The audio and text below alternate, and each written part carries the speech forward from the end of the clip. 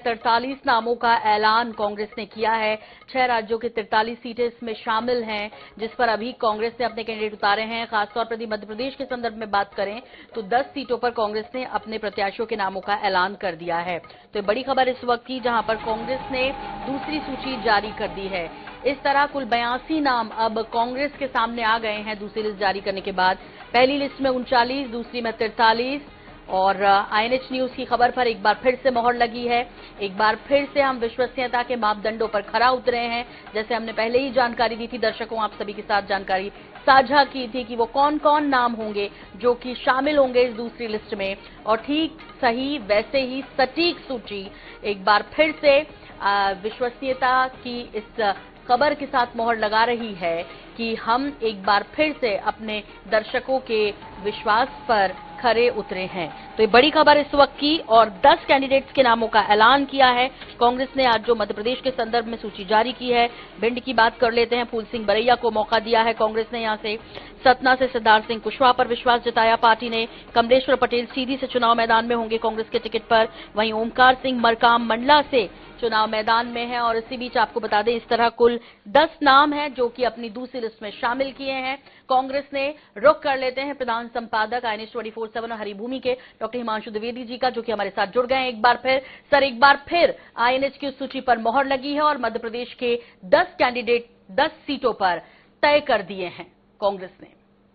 जी बिल्कुल, आज सुबह हमने तकरीबन 11 बजे वो नाम दिए थे अपने दर्शकों के बीच में कि कल जो बैठक हुई है उसमें कांग्रेस कोई बहुत अधिक नाम तय नहीं कर पाई है। 12 नामों के संदर्भ में सहमति बनी थी, उनमें से 10 नाम आज सूची में आ गए हैं। 2 नाम है, इसमें से एक नाम हमने कांतिलाल भूरिया के संदर्भ में बताया था कि वो खतरे में है। रतलाम से हर्ष विजय हैं, उनके नाम का प्रस्ताव है और एक सीट और रुकी है। पर 10 सीट जो नाम बताए थे बिल्कुल जस के तस वह नाम आए हैं। दरअसल भारतीय राष्ट्रीय कांग्रेस के सामने संकट आन खड़ा हुआ है। संकट यह है कि बड़ी संख्या में पार्टी के पुराने नेता भाजपा की ओर रुख कर रहे हैं। ऐसे में कांग्रेस इस खतरे के दौर से गुजर रही है कि कब कौन सा नेता जिसे वो प्रत्याशी घोषित कर दे और वो भाजपा का हिस्सा न हो जाए। जैसे अरुणोदय चौबे कल भाजपा का हिस्सा हुआ है।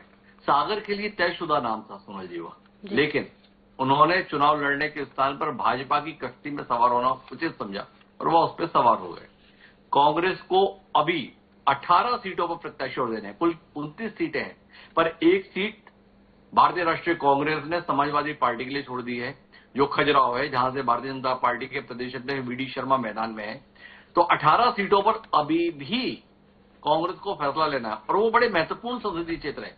भोपाल के संदर्भ में कांग्रेस फैसला नहीं ले पाई, हमने दर्शकों के बीच में बताया था। आप देखिए कि वो नाम शामिल नहीं है। जबलपुर शामिल नहीं है, ग्वालियर शामिल नहीं है, रीवा शामिल नहीं है, इंदौर शामिल नहीं है। तो वो क्षेत्र जो मध्य प्रदेश की पहचान है, उन संसदीय क्षेत्रों के संदर्भ में कांग्रेस मौन है। जो कांग्रेस इच्छा रख रही है कि वह भाजपा को अपदस्थ कर देगी इस चुनाव में, जो कांग्रेस सपना देख रही है कि वह नरेंद्र मोदी को एक बार फिर प्रधानमंत्री नहीं होने देगी, वो अपने महत्वपूर्ण क्षेत्रों में प्रत्याशी तक तय नहीं कर पा रही है, तलाश नहीं पा रही है।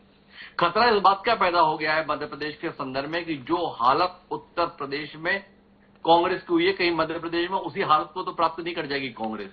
जैसे कि राजीव गांधी के दौर में कांग्रेस उत्तर प्रदेश में इस कदर खारिज हुई कि आज ढूंढे उसे एक सीट नहीं मिलती है। पिछले चुनाव में कुल जमा रायबरेली से कांग्रेस एकमात्र सीट जीती थी, 80 में से 1। वैसे ही मध्य प्रदेश के संदर्भ में भी कांग्रेस की हालत हो रही है। आशंका पैदा होगी कि कांग्रेस मध्य प्रदेश में वैसे ही अप्रासंगिक तो नहीं हो जाएगी। और ये बात खतरनाक इसलिए है कि कम से कम उत्तर प्रदेश में क्षेत्रीय दल के तौर पर समाजवादी पार्टी या बहुजन समाज पार्टी अपना एक वजूद रखती है।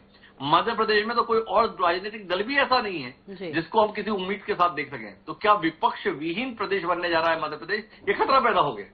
जी बिल्कुल सर, अभी जो 10 कैंडिडेट्स के नाम का ऐलान किया, जिसके बारे में आज सुबह ही जैसा अभी बताया आपने दर्शकों के साथ साझा किया कि हम 11 बजे बता चुके थे, और ठीक वही नाम इस लिस्ट में शामिल हैं।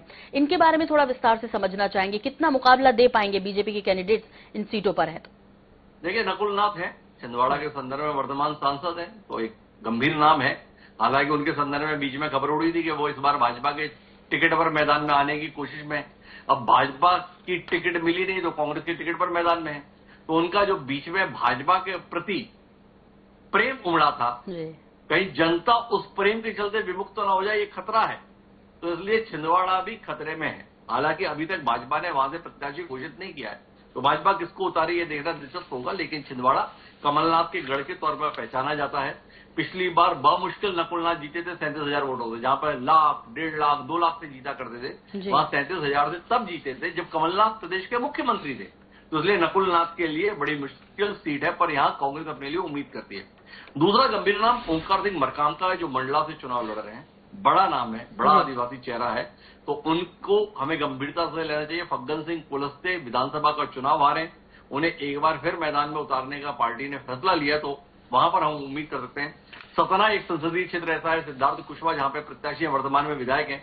गणेश सिंह को 3 महीने पहले ही चुनाव हराया उन्होंने विधानसभा चुनाव में, तो वहां पर आप कांग्रेस की उम्मीद देख सकते हैं। और इसलिए भी देख सकते हैं कि सिद्धार्थ कुशवाहा के पिता सुखलाल कुशवाहा इससे पहले करिश्मा किए हुए हैं। उन्होंने अर्जुन सिंह और वीरेंद्र कुमार सकलेचा, 2 पूर्व मुख्यमंत्रियों को एक साथ 1996 के लोकसभा चुनाव में शिकस्त दी थी। कांग्रेस चौथे नंबर पर पहुंचा दी थी सुखलाल कुशवाहा जी ने। उनके बेटे हैं सिद्धार्थ कुशवाहा, तो उनकी उम्मीदवारी को हमें गंभीरता से लेना चाहिए। कमलेश्वर पटेल भी एक बड़ा नाम है, इंद्रजीत पटेल, उनके पिता बड़े नेता हुआ करते थे सीधी क्षेत्र के अंतर्गत। अर्जुन सिंह के कट्टर समर्थक के तौर पर उनकी पहचान थी। तो कमलेश्वर पटेल को अपने आप को साबित करना है। हालांकि सीधी से लगातार भाजपा जीत रही है और कांग्रेस हार रही है, तो ऐसे में वो किस स्थिति में पहुंचते देखना दिलचस्प होगा। बाकी जो सीटें हैं वो अधिकांश सुरक्षित क्षेत्रों से ही हैं। प्रियव्रत सिंह के संदर्भ में दिग्विजय सिंह की साख दांव पर रहेगी राजगढ़ को लेकर अगर आप बात करें। हालांकि प्रियव्रत सिंह का नाम शायद इस सूची में नहीं आया है, तो एक प्रियव्रत सिंह और दूसरा रतलाम, मैं 2 सीटों के संदर्भ में बात कर रहा था, वो 2 सीटें अभी होल्ड पर हो गई हैं। शायद दिग्विजय सिंह को लेकर ये मसला रुक गया हो, पर बाकी जो सीटें हैं उनके संदर्भ में देवास, धार, खरगोन, ये सब सुरक्षित क्षेत्र है। बैतूल सुरक्षित क्षेत्र है।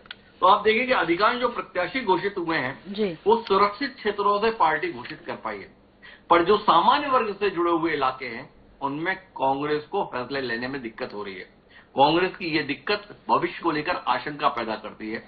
और एक बड़ा उलटफेर है मध्य प्रदेश और छत्तीसगढ़ के संदर्भ में।